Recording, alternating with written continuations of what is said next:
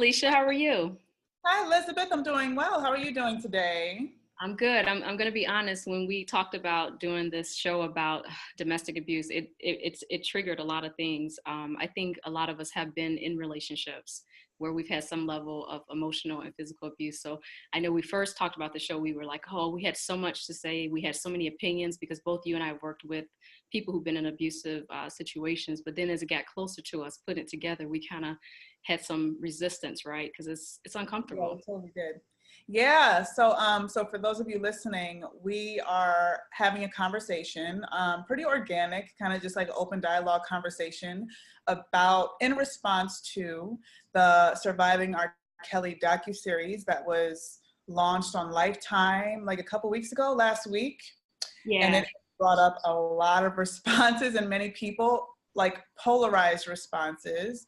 And even in Elizabeth and I, as Elizabeth mentioned, we said, yeah, let's have a conversation about this. Like, let's spread awareness. Like, I am trained in domestic violence. I'm a trained domestic violence counselor and advocate for the state of Illinois. I've worked with victims and survivors of domestic violence. Elizabeth is a relationship coach. And so we wanted to have this conversation, but literally, this is our second time doing this, coming together. We both, I feel like, have been really resisting the process, and it brought up a lot of triggers for us and a lot of subconscious resistance to just sit down and have this conversation. So even this conversation alone, coming from a place where we are well-informed, where we have worked with people in this industry, it's still hard to sit and have this conversation. And I was telling Alisha, I think the reason that the conversations are so polarizing is because every family has a family culture. So if Yeah. people come from environments where abuse was the norm, unfortunately, that dysfunctionality becomes a functionality. So it becomes something that becomes a norm. So some of the responses have caused friendships to be broken off or temporarily cut off because a person coming from an environment where they didn't witness an abusive relationship between their parents or their parent and their significant other, they can't understand how someone can justify this type of behavior. And then this is even deeper because there's a predatory sense to it, and there's also a sense of adults having sex with minors that's not acceptable legally or morally for most of us. But some people still saying, well, hey, why did the victims do, why did they go? Why did they stay? Why won't they leave the situation? So Alisha and I thought it was important to kind of go through, what abuse looks like, what's the cycle of abuse, why it's hard for people to leave those situations,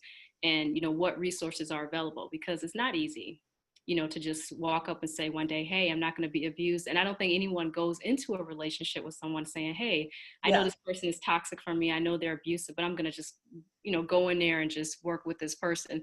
Most of the time, these people come in very different forms where they're very charismatic, they're very likable, they know how to use their power to create a dynamic where you start to kind of lose a sense of who you are as a person. And it can happen to even the most mature, educated, well-informed woman. So for the minors, that's a whole different dynamic because they're not as, they just don't have the knowledge base. They don't have the long-term planning in their brain.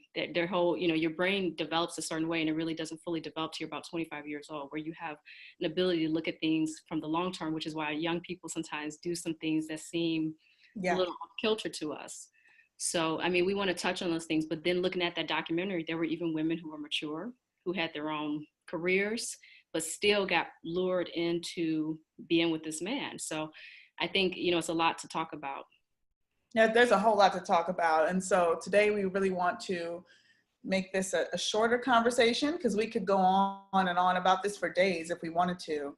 But I think to your point, Elizabeth, talking about getting up that courage to leave a violent situation or even an emotionally abusive, financially abusive, spiritually abusive, sexually abusive. I mean, there are all different types of ways this can show up. And an abuser can try to take power and control of their victim. And it's not always getting punched in the face. I mean, there could be such subtle ways, but ultimately the whole point of it is to be able to exercise power and control over another individual, whether that's a man over a woman or a woman over a man. And statistically, it takes the victims at least 7 times, on average, 7 attempts to leave the relationship before they've successfully gotten out of the relationship. So that shows you how the strongholds are so deeply embedded in these victims' psyche that it takes at least 7 tries to get out of the relationship. And it makes sense because the terminology that R. Kelly would use with these girls was he was training them. Yeah. So, I mean, if you think about your children, even when you're raising your kids, you are training your kids in a sense to respond to certain stimuli. So if your kid does something wrong, but then you discipline them, that's reinforcement that, okay, if I do something wrong as a kid, there's a consequence. But if there's no reinforcement, then the kid will continue to do certain actions. So think about someone who's an adult using this with young kids, because they were young girls, and using it in different ways through food, through gifts, through being acknowledged, and them doing it for a period of time. If they embed that with that person or that child when they're 13, 14 years old, and they do it for a period of many years, wow. I mean, imagine they're not going to break away from that in a day or a month or even a year. Those are really strong things that are being embedded in that person's psyche. And to keep in mind that, typically an abuser doesn't show their true colors. It takes a while, like well into the relationship. It could be a year or 2 years before there is any sign of abuse. I mean, yeah, you may see little red flags here and there, but like, let's admit it, who hasn't seen a red flag in a partner but not left because ultimately it's not that big of a deal, right? There's all these other amazing qualities about this person. We have such a good time together. Now they're connected with my family. They look after, if you're a single mom like myself, they look after my kids. My kids have bonded with them. I mean, there could be so many ways that this person is showing up in your life in ways that other people have not in the past.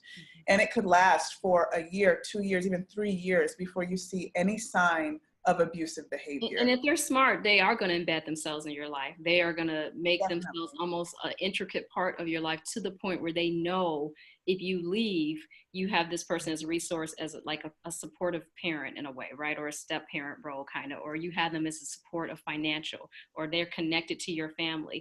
And if they appear to be a certain way in front of your family or friends, and if you walk away, your family and friends are like, why are you walking away? That person seems to be great, right? Because they're not seeing that other side of the person. But I agree. I don't think the abuse starts off right away, because I think in the beginning we have less of an emotional connection to that person. I think the abuse usually is, like you said, a year, or it takes time. They built this track record with you. And 2 things that they said in the show or the docuseries that we're telling was, the women said, I felt like at a certain point I was walking on eggshells. The abuse got deeper. And then the other part was like, I was waiting for that guy to come back, that guy that showed up in the beginning. So to me, that said to me, I mean, and I'm sure you picked up on that, Alisha, that he did a great job in the beginning of creating this image or this mirage of being kind of, we all kind of look for it subtly as women. The person comes in and kind of just takes care of things, takes pressure off of you, makes, does really nice gestures for you. So it doesn't make it easy when things go wrong. You kind of give that person a pass. That's why you probably don't pay attention to those first red flags. But totally, because at the end of the day, we're all human, right? And why am I going to judge this person? There's all these other amazing qualities about them. And Elizabeth, you definitely speak to what the cycle of abuse looks like. So you said 2 things there: the walking on eggshells. So I want to educate listeners about, if you don't know already, about the 3 stages in the cycle of abuse. It's pretty straightforward. There's the honeymoon stage, right? And so that's how most of these relationships start. Like, that's how really all relationships start, right? It's like, it's nice, you feel elated, you kind of like, you're vibing, everything's great. And then the eggshells start to come up. You start to feel like, oh, this person reacted in this way. I didn't expect them to react in that way. You start to feel the tension building. So the second stage could show up, like for the first time in this cycle, it could show up, like I said before, like a year, 2 years in, right? And so the tension building phase, which is the second phase of the cycle of abuse, is when you feel like, okay, I don't really know how this person is going to react. They seem a little on edge. They seem a little tense. So let me kind of just like try to keep the peace, just like not bring up things that might trigger them, whatever. You're walking on eggshells. The third stage is the explosive stage, and that is when the abuse takes place. And so tension is building to an explosion, and then ultimately it happens. The abuse happens again in so many different forms. And I think there's a lot of misunderstanding about what abuse actually looks like, right? Because it's not always physical. It could be they called you a name or many names. It could be they're isolating you from your family. You're on punishment, like R. Kelly did with these girls. I mean, he kept them. Resources from you is another one, withholding resources. Yeah, holding resources. I mean, there's just so many ways it can show up. So those are the three stages. We have the honeymoon stage, the tension building stage, and the explosive stage. And I think there's really an addictive component when it comes to abuse, because ultimately, just like an addict who is always searching for that high, that first high that they got, you know, they're searching for that good feeling. Same in an abusive relationship. As the victim of an abuser, you're looking for that space where you guys were good, where everything was feeling amazing and wonderful and the love was there, and you're constantly searching for that. And I think that is the part that really keeps people locked into the relationship, because they now have a reference. There's evidence. This person is not bad. This person is amazing. So we're going to get back there. I don't know what I need to do to get there, but we're going to get back there. To me, that is so comparable to a person that is using a substance, that's an addict, looking for that high. Because addicts always say you are always trying to repeat that first high, that initial high that you got, which they never can get back to that high, but it's because it's in their memory. And just like you said, they've experienced it. They're like, I can get there. If I just keep trying, I know I can get there, but they never get that same high as that first try. Yeah. So that's right. Good. Yeah. You can never attain it. After it's just like, there's no more. Right. And I think as people that are on the outside looking in, right, it can be very easy to judge the person, to judge the victim. Like, oh, well, they consented to the relationship. Oh, well, they seem to like it because they keep going back. But we don't really judge people that are addicted to substances in the same way. I feel like the show Intervention, that came about because people realized, hey, this person is not thinking rationally. There's literally like a chemical imbalance now going on in their brain, and they have an attachment to this substance that is ultimately killing them, and they can't break that attachment. So we need to come in and intervene. I would love to see more people taking this approach with people who are victims of abuse.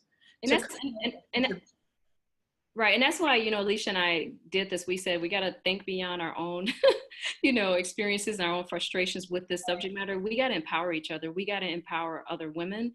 We have other generations that are watching, and there's a lot of mixed messages going on with the music now. The misogyny has pretty much become acceptable in rap music, the way women are talked about, the way sex is talked about. And, coming from a generation that saw hip hop as a positive influence in the beginning, and I've watched it, and not that there aren't still good hip hop artists out there, but some of it has just become so derogatory and negative towards women. So we really do have to stop victim blaming. We got to help to empower more women and educate them about what abuse looks like, how to be proactive around being able to walk away from that relationship before it even escalates to that point, because that's the only way to save future generations. There's always going to be people that are complicit in it, right? That are going to go into a situation knowing someone's a certain way. But I think there's a lot of people, on the other hand, when I think of all the women that walked away from him, there's still a lot of women that could and did, because they saw something bigger within themselves eventually, and they got the resources and help they needed. Definitely. Yeah. And to give these women a voice, because ultimately they may be in a position where they're not giving themselves that voice. They're not advocating for themselves. So how can we be more allies in giving these women a voice, even if they are actively saying, you know what, stop. Like there was one of the R. Kelly's victims, and she made a video to her dad, pretty much saying, Dad, chill. I'm not in danger. I'm happy. You're making a fool out of yourself. You're being ridiculous. Like, even if the victim is saying, like, stand down, I don't need your help, I still think it is our obligation to help give these women or men voices, even when they can't even give themselves a voice. And I heard, like, and I'm just listening to the conversation around this topic. And I'm in the city of Chicago. So this city is really, like, I'm surprised at how much they're advocating for R. Kelly. Even the people on the radio, there was this one man that made a comment that really just revved me up, because he was like, he had been to a few of R. Kelly's parties, and all the women there, they never looked like they were being held against their will. They looked happy. They just looked like fans. They had fan behavior. What, you are taking these women's voices away. And I don't know if he ran into any of the women that he was holding hostage, but at the end of the day, no, the women probably are not going to be coming out saying, help me, he got us locked down. Like, that's not going to be happening, because at the end of the day, now their voices they've been silenced, and they've been conditioned to silence themselves. So how can we speak up and legally, the implications of a woman coming forward and saying that she's been abused, a lot of times she becomes the storyline. She becomes, her whole sexual history, everything she's done becomes the storyline, which disencourages women from coming forward. I think back to the Ray Rice incident where he beat up I think it was his fiance or wife. And I think back to the Chris Brown incident where he beat up Rihanna. And I really feel like if there wasn't physical evidence that showed what that abuse looked like, that people would have really vigilantly denied it. And even when there was physical evidence that showed how badly Rihanna was beaten, people still said things like, well, what did she do to facilitate it? How did she contribute to it? It's just not acceptable anymore. No. I think, part of the Me Too movement and these things that are happening, it's not that sexual abuse is just suddenly happening. It's been rampant. But a lot of times the consequences have been, when women have come forward, there has been no vindication or victory. So 90% of the time when someone comes forward in court, a lot of times those cases are lost, even when there's concrete evidence. And again, people more so attacked the victim. But like you said, when it's someone that has an addiction or a mental health problem, we are more apt to say, they have a mental health problem. This is why they engage in this behavior, or they had drug addiction issues. They're sick. Well, the person that's being held in these situations that, started young and they're part of it still for many years, they also are sick. So I agree with you that we have to be that voice of reason. It's like raising kids. Your kids may want candy all the time, but as a parent, candy isn't good for them all the time. So even if your kid kicks and screams and gets upset, you're still not going to give them candy 24/7 to appease them. You're going to be that person that gives them the guidance. And, a lot of times within certain communities, we may say when our kids get to be 18, they're grown. They are, but yet there's so much to learn. Once you turn 18, there's still a learning curve. And as parents, we have more experience, and we have to be there to guide our kids the best we can. There will be some kids that will rebel against that we can't save, but we should still be willing to put in the best effort with our kids, because they still need us. Just because they become adults doesn't mean all of a sudden they're on their own, they figured it out. Because you got to think back to when we were that age, we didn't figure it out. So we're supposed to be there to be that guide for them. Most definitely. I totally agree with you on that. And I also want everybody to keep in mind how the VAWA, which is Violence Against Women Act, was only established in 1994. Okay, so that's pretty recent. When you really think about how long we have been existing as human beings. That's only 20 something years, not even 25 years. Not even, right. So I think a lot of justice is not happening at this point, because people are still trying to navigate this legally, because it really was just birthed not too long ago. So there's a lot more work to be done with really understanding and educating people on what abuse looks like. Because I can only imagine, if this law was established in 1994, the judges, the attorneys, the people that are fighting for these cases, I mean, have they been trained? Do they know what domestic violence looks like? Because it comes in so many different shapes and forms. It's not.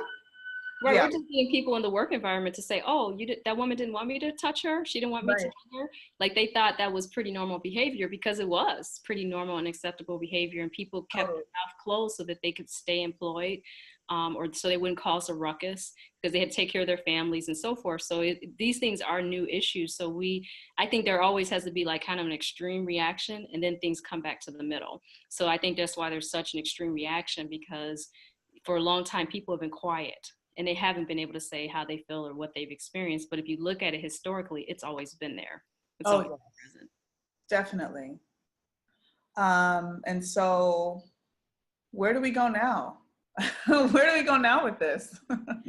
You know, I think that we're talking about it is a good start. I think as females, we shouldn't empower people who are exhibiting the behavior. So that means making decisions about cutting loose of music choices, going to people's concerts who we know have relationships with people that are abusive, because that's the way you really get people's attention. You hurt their bottom line. You make them think about it because you're a consumer, you're investing in them. So I think that's one piece. I think we support the women that are speaking up. We have their back when we're in the room and people are having conversations and they say things like, well, these girls were fast. That we Yeah, think back and say, you know what, I, as a young woman, have probably not always made, or an older woman or a middle-aged woman, haven't always made the best decisions about who I've chosen to date or be in a relationship with. So I think we need to help these girls because they are younger and they are more likely to not make great decisions. We need to be vocal. And I think when totally. we know someone is in a situation, we need to be supportive. Watch the signs. If we have a friend who's certainly, suddenly feeling like they're isolated from us, we see bruises. Don't act like it's not there. Talk to them, engage them, and see how you can help them. Because sometimes people just are afraid to speak up.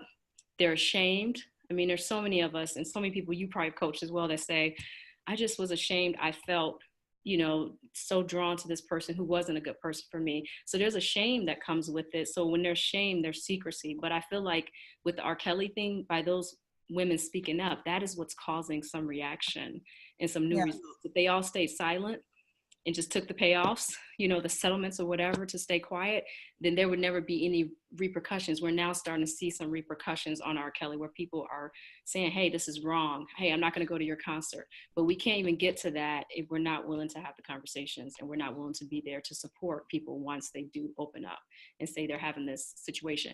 And even if you can't think of it like from that perspective, if you have a sister, a daughter, a mom, a favorite aunt, think about how you would feel if one of them went through it. Because a lot of times empathy comes when we have either been in a situation or someone we love could be in a situation like that.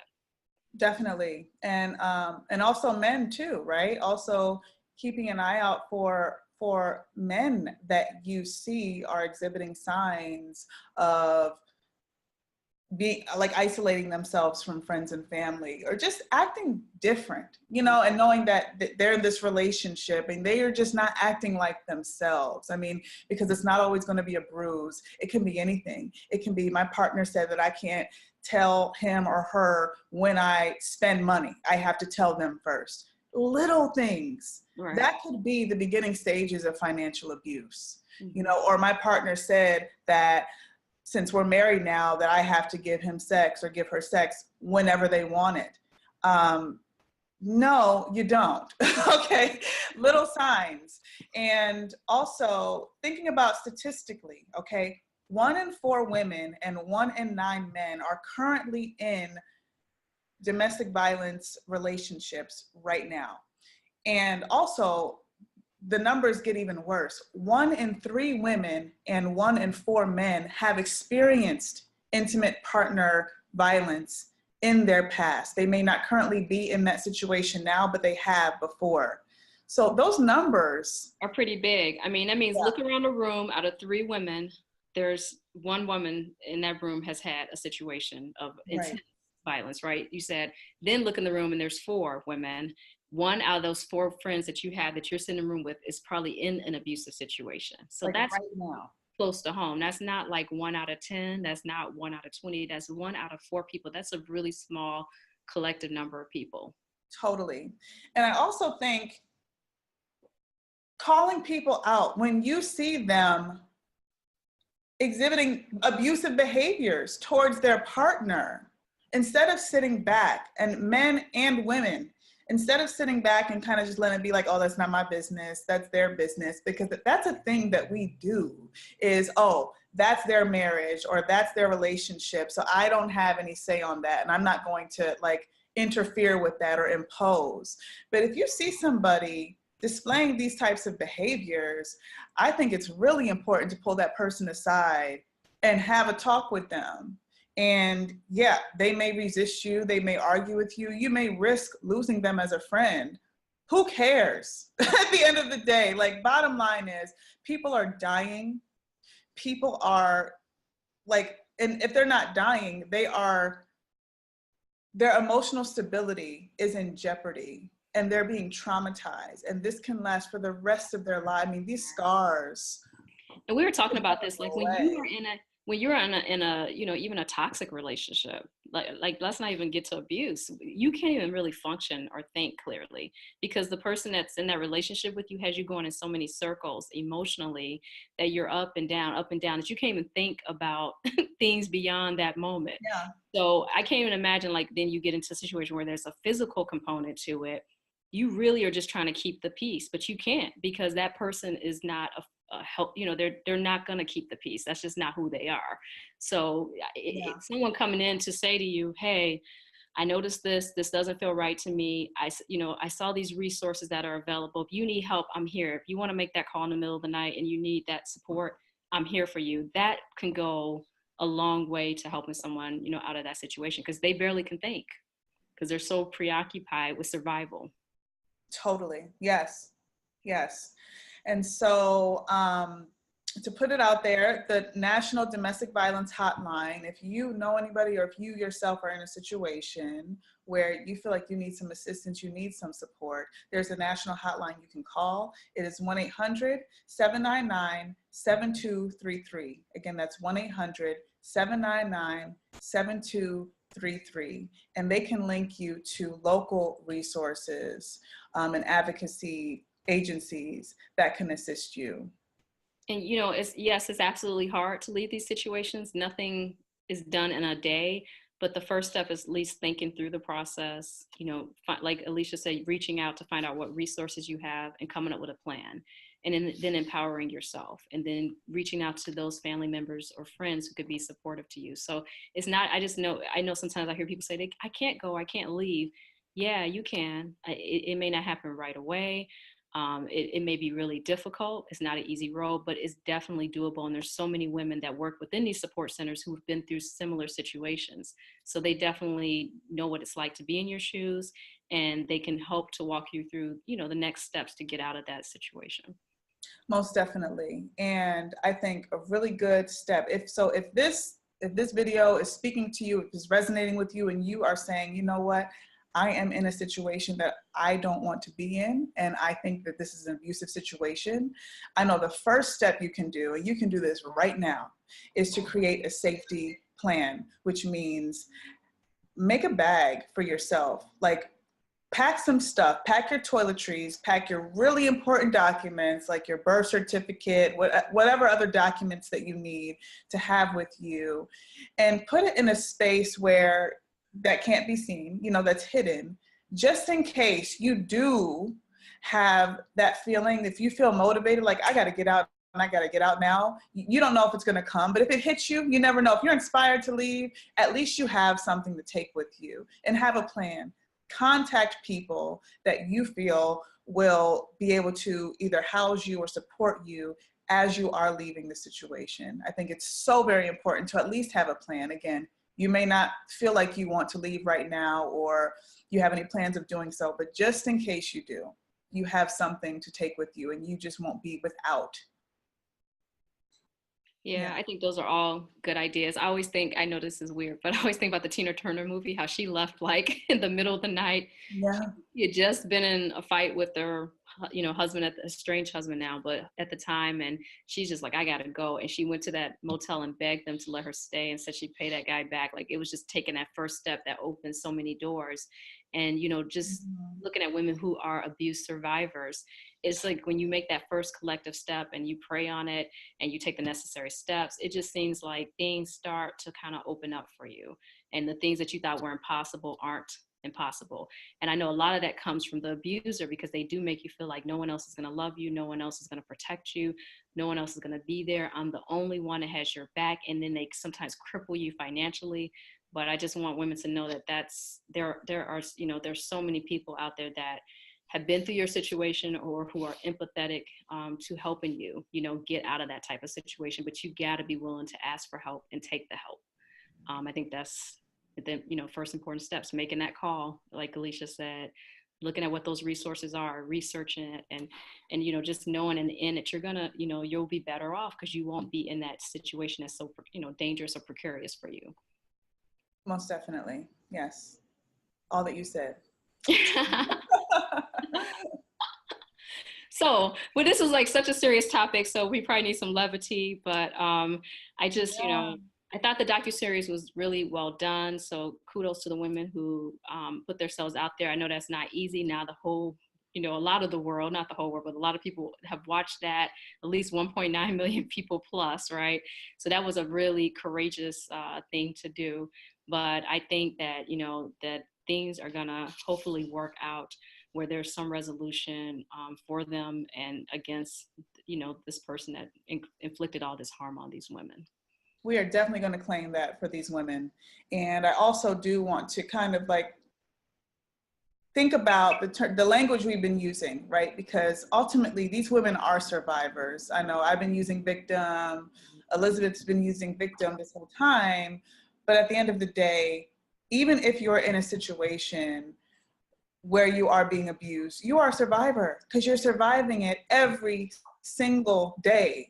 So I even need to look back and correct myself and remember that there are no victims here. These women, men are survivors if they're dealing with it every single day, and reframing that language and really declaring that for these people that are suffering this abuse, they are survivors every single day. I agree with you too, and everything you just said. Yeah. So we have to check ourselves. Right, absolutely, absolutely. You're right. There's more power and empowerment in being a survivor of something versus a victim. So you're right. Let's flip the script on that as well. Most definitely.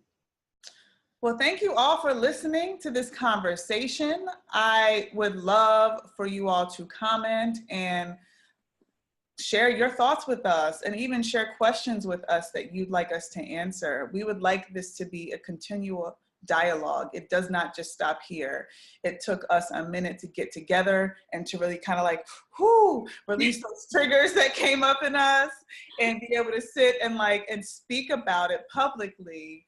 And so we invite you to converse with us about this. Yeah, and I know, Alisha, your website is Refined You, right? Is it Refined? Yes, it's www.refindyou, that's REFINDYOU.net. And I guess we didn't introduce ourselves, but I am a lifestyle coach, and ultimately I help people transcend to a new version of themselves, to transcend all of the chaos, all of the trauma, the turmoil that's going around them, because that's what our life is. It can be very chaotic and traumatic.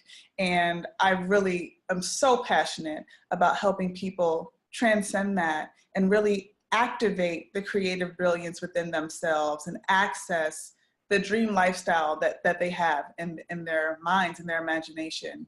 And I love it. I do one-on-one coaching and I do group coaching as well. And I have now expanded to curating transformative, transcendent experiences for people. And so my first, actually, this is a good plug, my first event is coming up on the 26th of January. So for all of those of you who are women focused this time around that are in Chicago on January 26th, please come join us for the Level Up Mixer. And that is the whole point. We are leveling up for 2019. Rent the Runway will be there. There will be professional photographers getting you your power headshots for the new year. We have makeup stylists, and we have vendors and drinks and tasty bites to snack on. So please come through if you're in Chicago. Now it's hard to follow all that, but I'll try a little bit. No, girl, you got a lot going on over there. So my name is Elizabeth Overstreet, and my website is thenewrulesofdating.com. And then I'm also under Instagram under The New Rules of Dating. And I'm a relationship coach.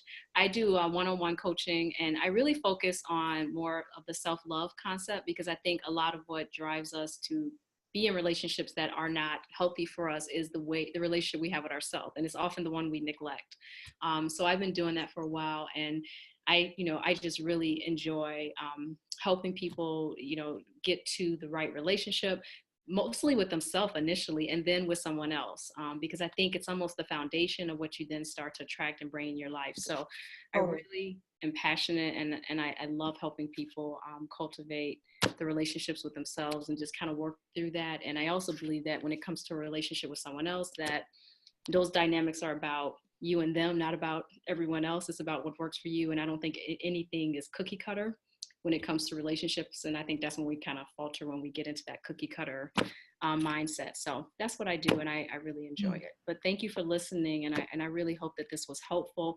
And we would love for you to come to our websites or our social media, because Alisha is also on Instagram under Refined You. Refined You, yes. Right. And so if there's other questions or other things you want to hear us talk about, we would welcome that feedback too. Did you share your website?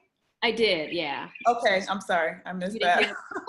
It's okay, but I'll say it again, because I may have said it quickly, but thenewrulesofdating.com. And then I'm, also on Instagram, Facebook, and Twitter, but a lot of people follow me more so on Instagram under The New Rules of Dating. So I'm under the same moniker on all those different social media avenues.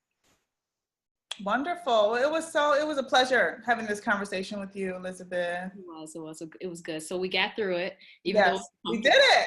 Yes, and I feel better. So sometimes you got to go comfortable to feel better. Yep, take it off your chest. Yeah, so this is a model for what you need to do. You just got to just get it out, just release it. So release it into the comments so we can have a conversation about it. Thank you, guys. All right. Stay well, stay blessed. We love you guys.